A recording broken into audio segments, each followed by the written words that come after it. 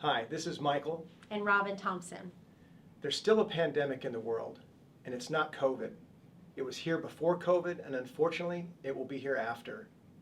It's isolation. Webster's dictionary defines isolation as the state of one who is alone, a condition of being or feeling apart or cut off from other humans, separation, detachment from others. So I think isolation in itself, you could be in a crowded room and feel isolated. That feeling of just darkness, there's a feeling of, there's almost a weight. There are reasons we feel alone. It may be our current reality. Perhaps we've suffered a recent loss and we have no one to share that with, or just don't know how to share. It can also be from our past. Maybe we experienced being missed as a child. Even abused or trauma in our stories can be weighty reasons that we feel alone in later seasons of life. This is such a stark contrast to that for which we were made. We were made for connection, belonging, for secure attachment, for loving relationships. We were made for intimacy with God and with each other.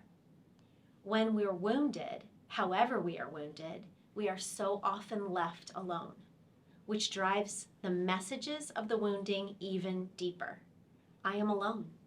I am the only one struggling with this. No one will come for me. No one cares. Oh, how opportunistic the enemy of our heart is, whispering the message, you are alone. The time in my life where I felt isolated was a time where I was going through a separation and an ultimate divorce in a situation that I really didn't want to be in, but no one talked to me about it. In 2013, my husband and I moved to North Carolina. The time we moved, it was a really, just a hard circumstance. I was at church and I felt so empty. I felt like nobody cared. No one asked me about it. And I just felt alone, completely alone.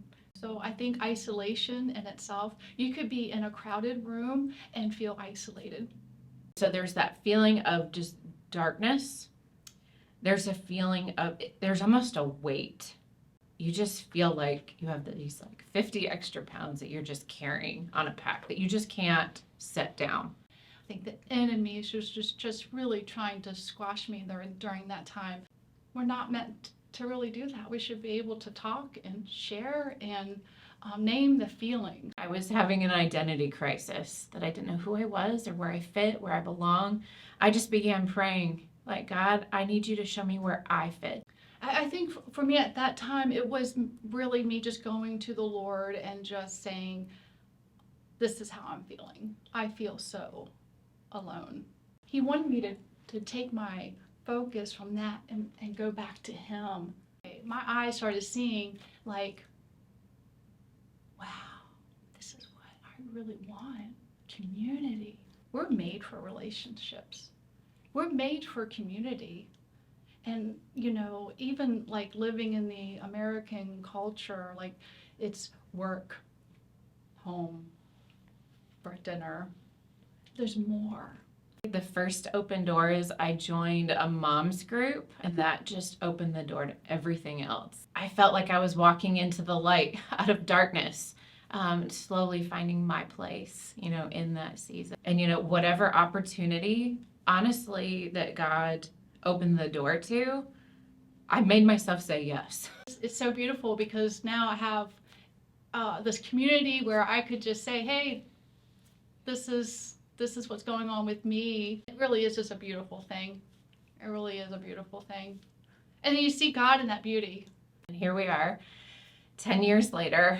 We are thriving in our church community. We're thriving in our friendships, and we lead a small group, and we're involved in Zoweh, and that has been an incredible journey. What incredible stories.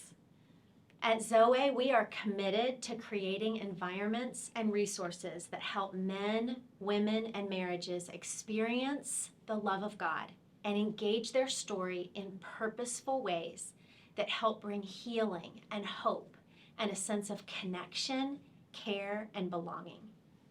Jesus said it in John 10:10, I came that you might have life and have it to the full.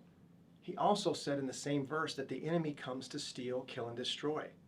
The prince of this dark world works constantly to see that image bearers live with something to hide, prove, and fear. These are powerful ingredients to isolation. It was Thoreau who said, most men live lives of quiet desperation and go to their grave with a song still in them. Men are craving connection. Women experience isolation when they feel disconnected from meaningful relationships by way of comparison, shame, or fear of rejection.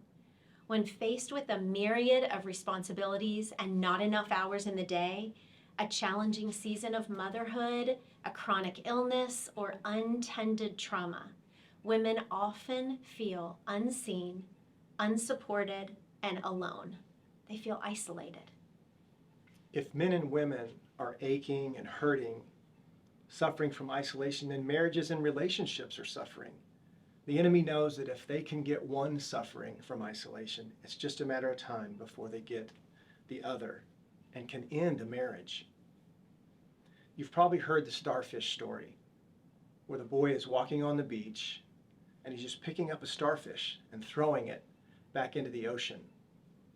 And an onlooker, a man, comes along and says, son, what are you doing? And he then says, I'm rescuing these starfish.